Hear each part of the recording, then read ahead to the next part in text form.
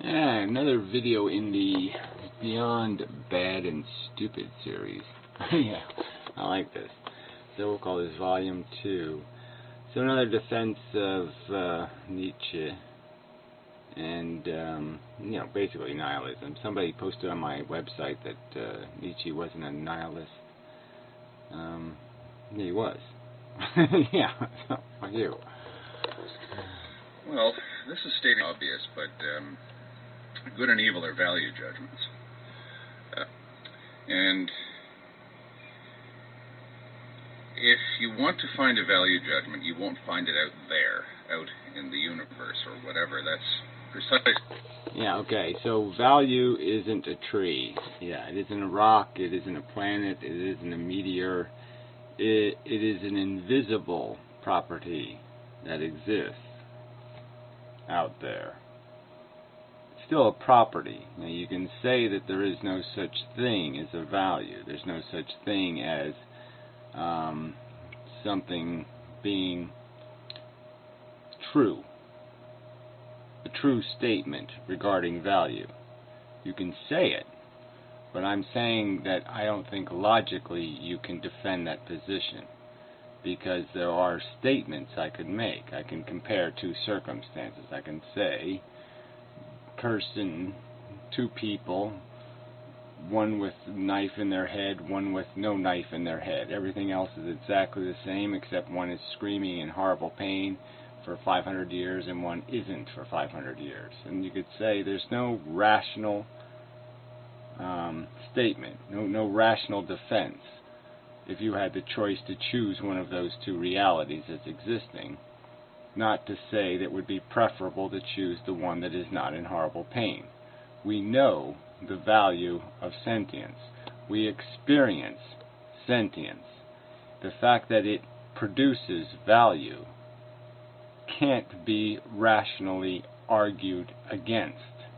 There's no conceivable rational argument that you can present that would make it possible for me not to understand that it's better, that I have preferable states, that there are states that I exist in that are less good than other states, or less bad, however you want to use the verbiage. But that there is this good and bad quality existing. It's a quality produced by sentient organisms. They create value. How can you say they don't? But to require me to give you a material, to pull a value out of the ground and show you its roots, I can't do that. I can only show you its logical roots. And I can only testify as a consciousness that I'm quite certain that my consciousness is in states that are decidedly less preferable and more preferable. Decidedly, unquestionably, undeniably, undoubtedly, absolutely, in and of themselves. Quite obviously, we can endure pain for some future gain, and likewise, there is no likewise. Yeah, leave it at that. I guess the sort of thing that the somewhat, perhaps pronouncedly individualistic philosophy was promoting, was the idea that value is not to be found out there. Right, so he's still, again, this argument that there's no value truth, that we can't establish some premises that establish the fact that sentient creatures are fundamentally different from non-sentient matter, that sentient creatures are in conditions that are good and bad, and that those conditions create value. Now, what is exactly unreasonable about that premise as a description of reality?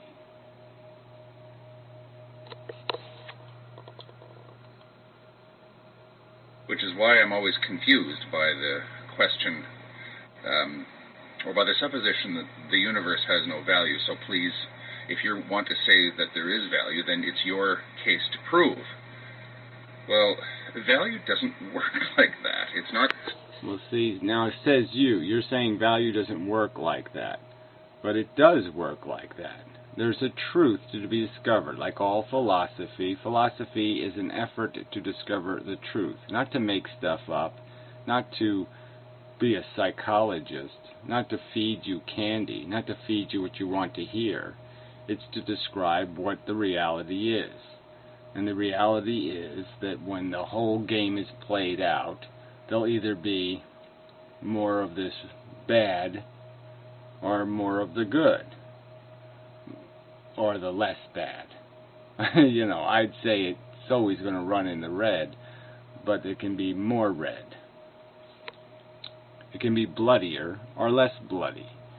And the blood could be a metaphor for value. And it's not a very distant metaphor, as one could clearly associate the spilling of blood with the wasting or squandering of suffering. Something that is independently verifiable. Again, through logic. It's independently verifiable if you can agree on a premises. Then it's independently verifiable. You can do the logic yourself and see that there's no counter-argument. There's no rational counter-explanation. Clearly, my own experience testifies to me, my own sentience tells me, informs me of the existence of sentience, this qualitative state of being. It reeks in my consciousness of its substance. It reeks. The feelings are so weighted in value that I can't deny their value reality. It's impossible for me to imagine how the worst suffering I endure has no meaning, that it wouldn't matter whether I was suffering or not suffering. It's an inconceivable notion. And I think that we run into all kinds of trouble if we assume that it is. The answer again says you. Yes, all kinds of trouble you're worried about is the fact that you're going to have to make some determinations about function, and you're going to have to make some judgments, and you're running from that possibility. And I guess the other problem is created in the sense that maybe you want to do things in life as a selfish individual that now you couldn't justify because you understand the value dynamic, and that dynamic dictates that you can't abuse something else for your benefit.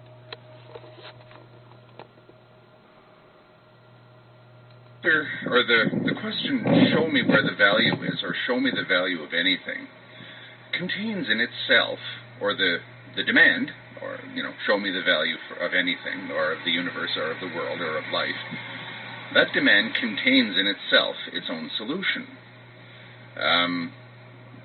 Value is not showable. Well, it is.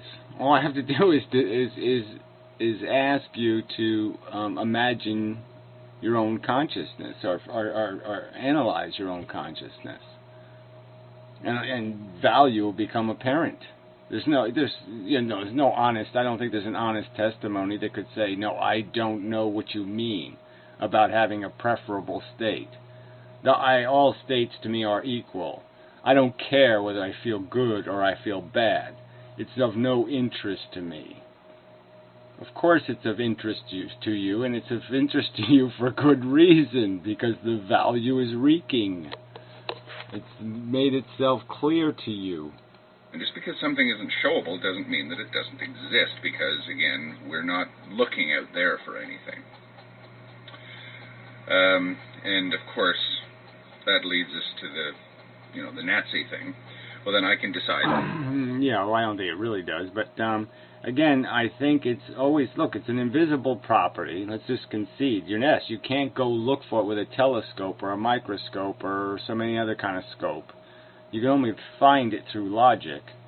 And, again, your own testimony is this instrument that makes it quite obvious to you. How can you deny the existence of your sentience? How can you deny the fact that it is a substantive thing, and you know it to be?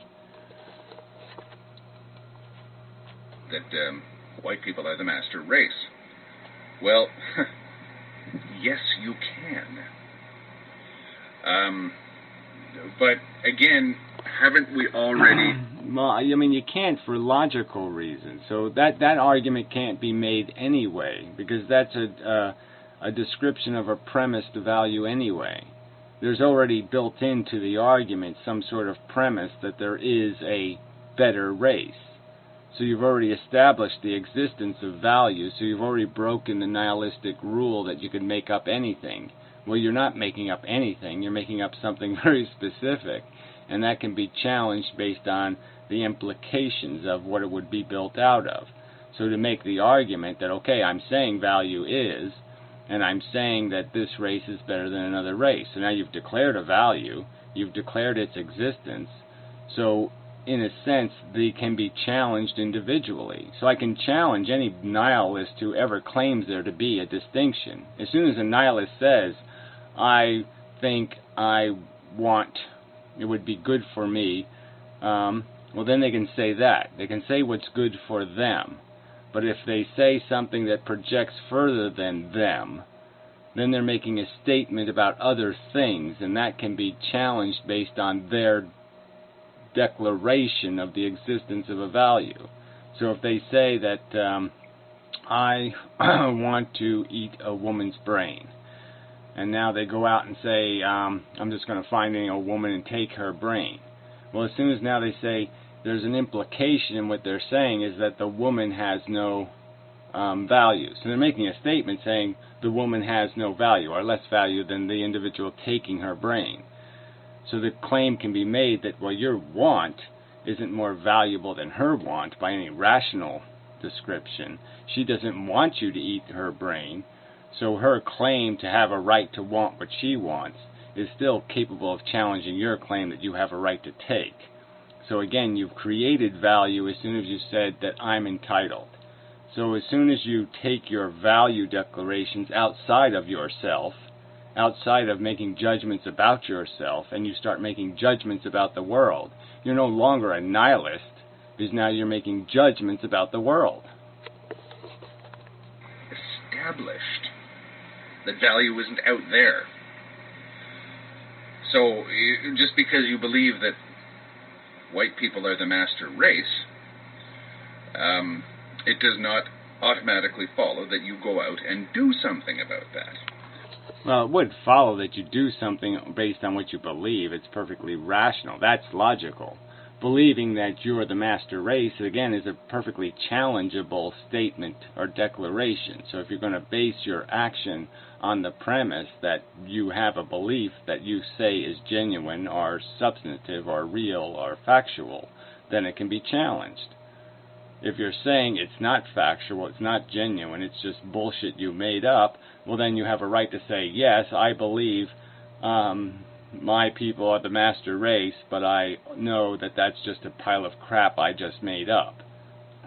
You can't claim any claim to logic. As soon as you make a claim to logic for your belief, then I can challenge the value. I can challenge your statement as if you declared the value, because it has to be premised on a presumption that there's a logical foundation for your value declaration. Because the value of what you believe is only to be found here. I don't really think that it truly runs that risk. Here, I guess he was pointing to his brain. It's all out of sync, so there's no way to hear that. But again, it's not. It's a description of a reality.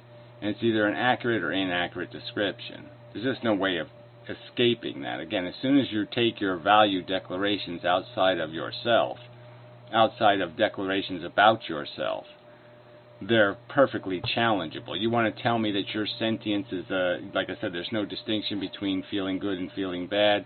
You can't really tell the difference. It really wouldn't matter one way or the other. You're indifferent rationally and emotionally because there is so little difference. There's no value difference.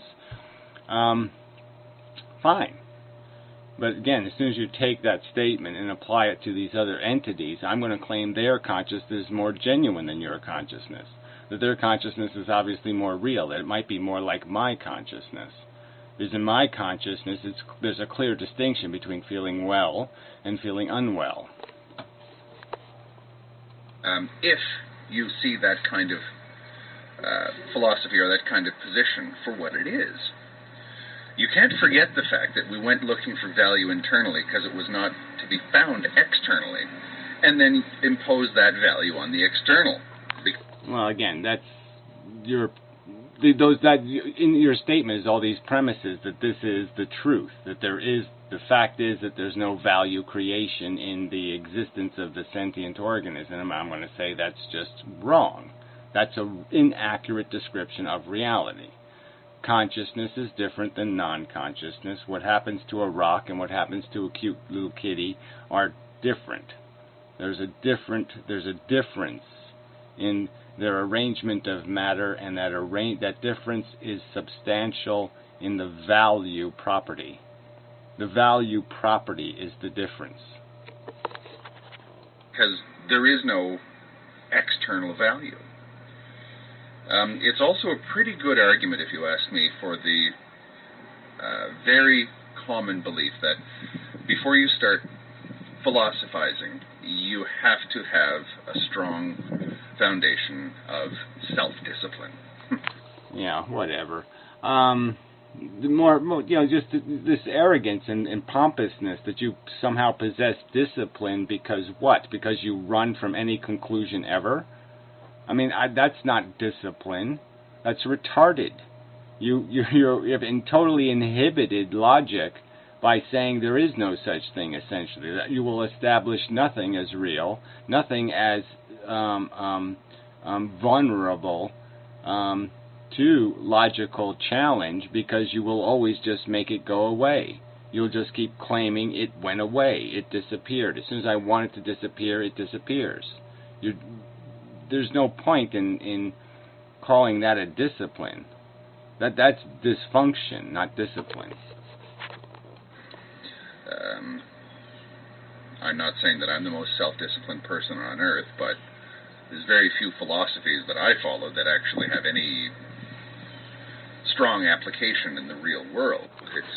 Well, yeah, I don't even understand how a philosophy, a description of reality, can't have application in the real world. So I don't understand what good a philosophy is if it has something to do with describing aspects of reality that aren't relevant to your existence.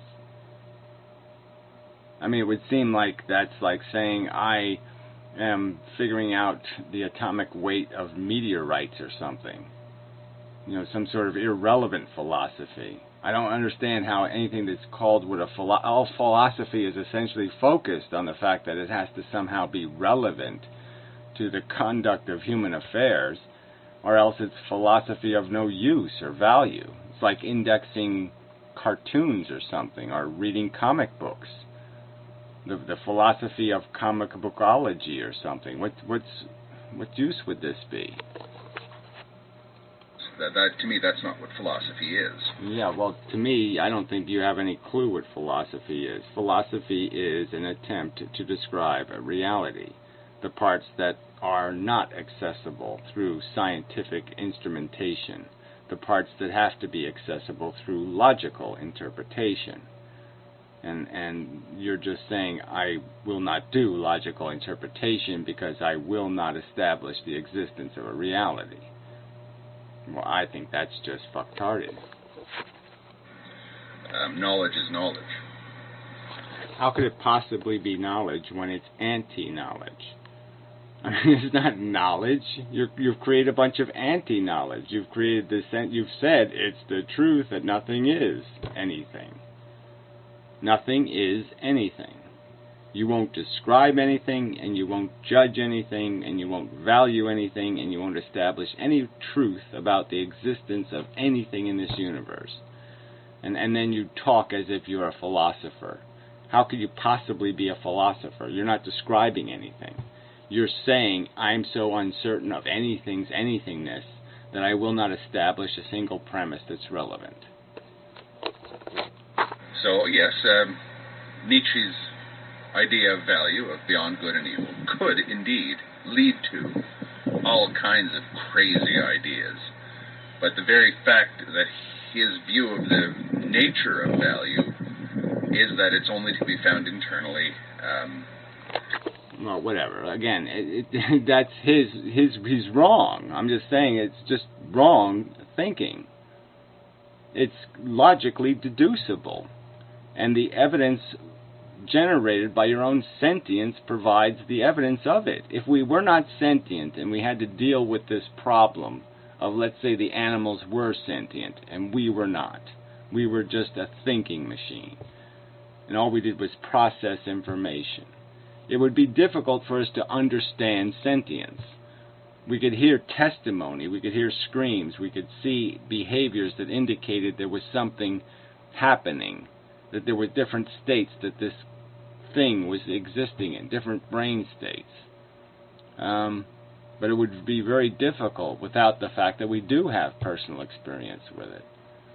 But if you're not capable of establishing that what happens to a sentient is meaningful, that it is distinctly different than what happens to non-sentients, then yes, everything becomes irrelevant. But it only becomes irrelevant because you've extinguished, through just word games, a distinction that's obvious. You have to explain the difference. You have to account for the difference. You cannot just say, you're a tennis ball. Yes, you're a tennis ball. You have a little more complexity than a tennis ball, but you're just a tennis ball. I'm not just a tennis ball. I'm conscious, and it means something. Cuts across any idea of his ideas being used for any, evil purposes, if I dare use that word, or perhaps undesirable purposes, like, the Third Reich. Thank you. Yeah, the Third Reich, or, like I said, any kind of projection of a value negation.